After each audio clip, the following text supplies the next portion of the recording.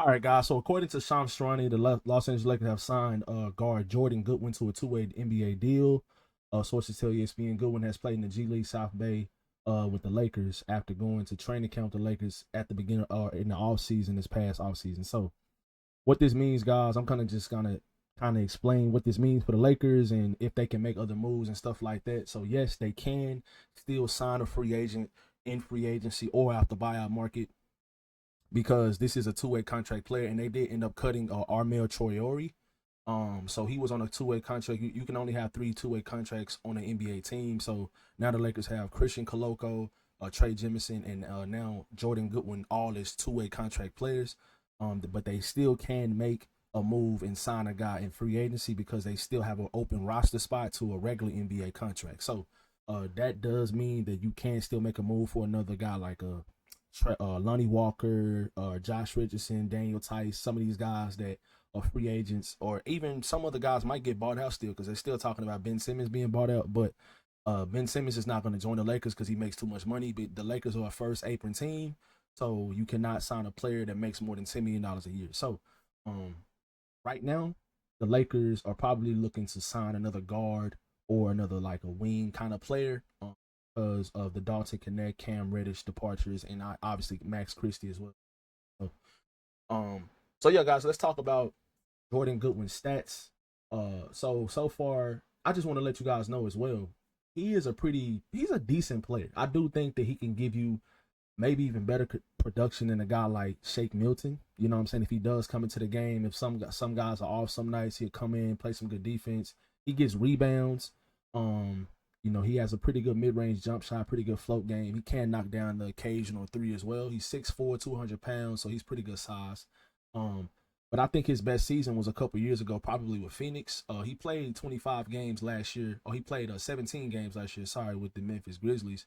And I remember in specific at the end of the season when the Memphis Grizzlies were injured and the Lakers played them in Memphis, and he had a pretty good game in that game. I think he had like 19 points and like 17 rebounds or something like that. He had a really good game. He might have had more points than that, but I remember the rebounds because I'm like, bro, this dude is 6'4" and he's grabbing all these boards.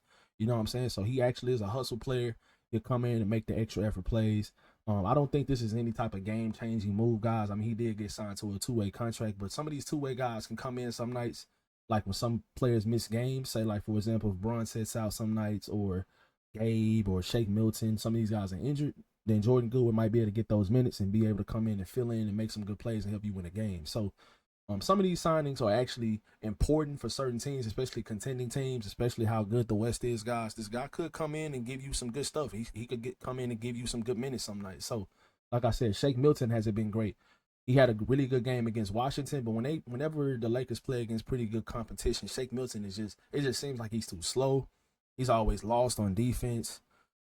I don't know. It just seems like he's nervous when I look at him. But I think Shake Milton is he's a pretty decent player. But I just think that when we play against competition, he's just not very good. So the 3-point percentages for Jordan Goodwin aren't like crazy or anything like that. But like I said, I've seen this guy play, and he has a pretty nice stroke. He can shoot the ball. It's not like he's a terrible shooter. He just can't make shots. So like I said, he can make the occasional three. He has a pretty good float game. He has a pretty good mid range.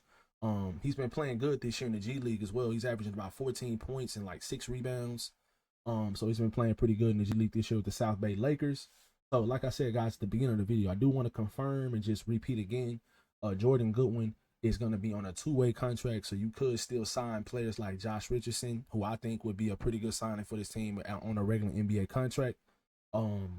Torrey Craig got signed by the Boston Celtics yesterday. Bojan Bogdanovic, not Bogdan, but Bojan Bogdanovic that played for the Nets. He hasn't played all season, but he's about to probably get bought out. But supposedly he makes like 19 million a year, so I don't think the Lakers will be able to sign him either. But he's not a very good defender at this stage of his career, and he's coming off like a lower extremity injury. He's coming off a foot injury, so he might not really be able to move. But I can see him signing with a team like Golden State or Phoenix or something like that, or he might sign with a team in the East, maybe the Cavs or something like that. But we'll see. I mean, but yeah. But Jordan Goodwin, guys, the Lakers still can't make another move with that final roster spot. So let me know how you feel about this signing in the comment section below, guys. And I catch you guys in the next. Be sure to subscribe and like the video. Peace.